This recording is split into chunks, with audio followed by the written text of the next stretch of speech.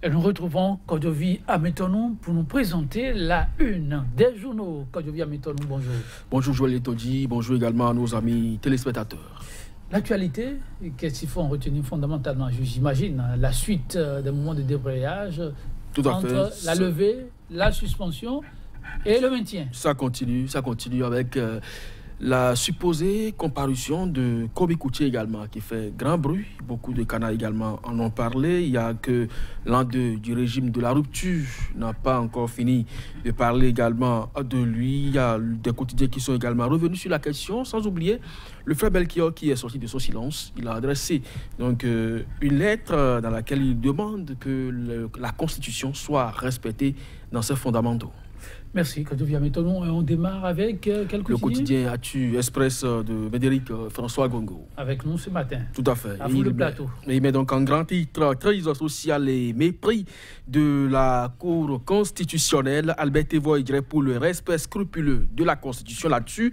Il lance un vibrant appel au dialogue, à l'espérance et au consensus le plus large possible dans l'intérêt de tous. En deux du pillage, de dictature et de terreur sous talon, le Bénin entre incertitude et hécatombe.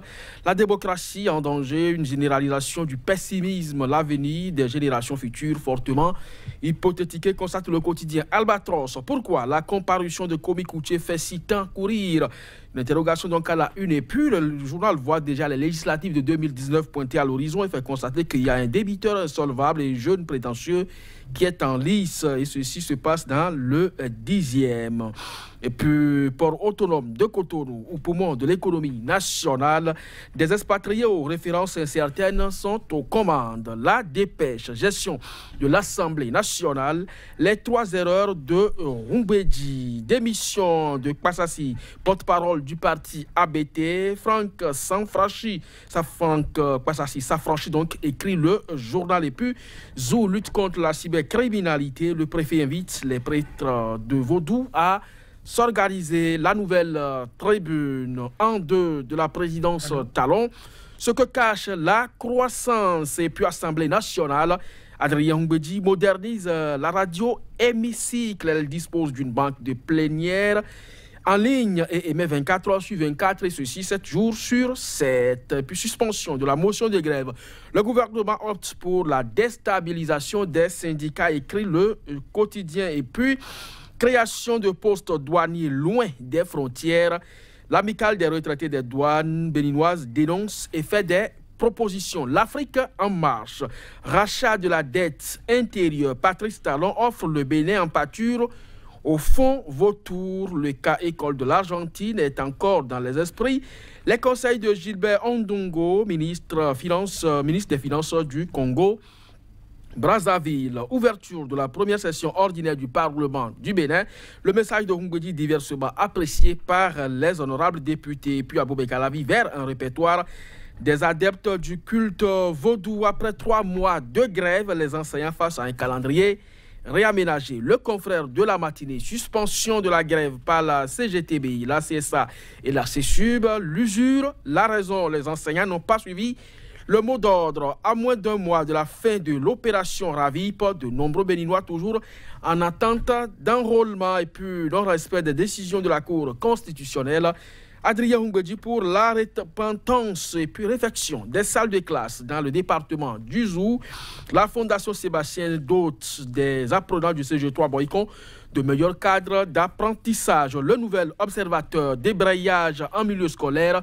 Pas de confusion, la grève continue et prend une nouvelle tournure. Suspension de leur mouvement donc, de grève, la CSA Bénin, la CGTB, la CSUB auraient trahi contre combien, s'interroge le journal quotidien Matin Libre, cette fois Albatros. Donc c'est une opinion. Pourquoi la comparution de Komi Koutié fait si tant courir? Supposé redressement fiscal de Nocibé, faux, s'exclame le quotidien. Voici les raisons de l'augmentation du prix du ciment, le silence coupable du gouvernement. Suspension de l'acquisition de compteurs prépayés, où en sommes-nous? Et puis, malgré la suspension de la grève par 3 centrales, le mouvement largement suivi.media. Pour terminer, suspension controversée de grève, les travailleurs refusent de suivre le mot d'ordre, les révélations de Thierry Dovorou sur la levée de motion et puis gouvernance sous la rupture.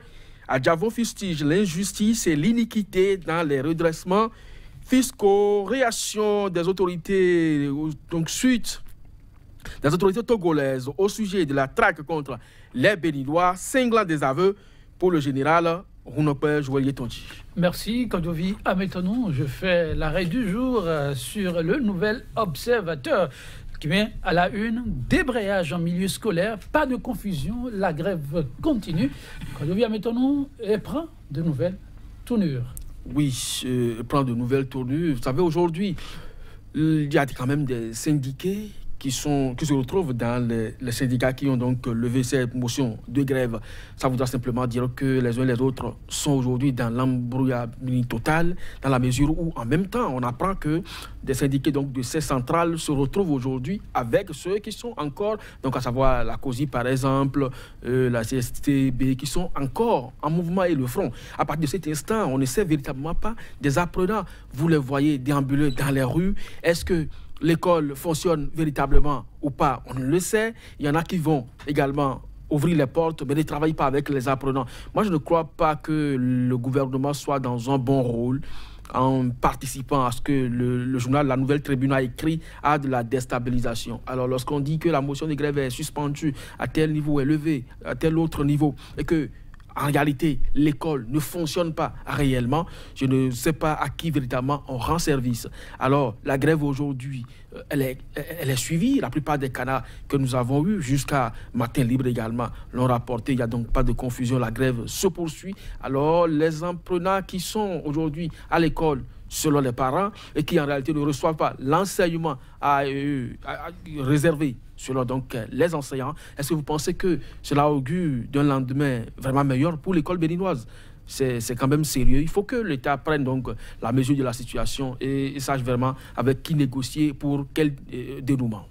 Avec qui négocier pour quel dénouement, négociation, mais aussi issu de dossier, l'affaire rachat de fonds. Le dossier revient encore de plus belle avec de nouveaux éléments cette fois-ci. Le quotidien L'Afrique en marche nous parle donc de rachat de la dette intérieure et pense que Patrice Talon offre le Bénin en pâture au fonds Vautour. Alors, ici, il est question quand même d'une question de souveraineté, si vous permettez donc la répétition. Lorsqu'on nous dit que le Bénin a une dette intérieure et que l'État est incapable de payer, qu'il faut vendre cette dette-là, je ne sais pas si cela ne participe pas de mauvaise foi ou en même temps de malaise.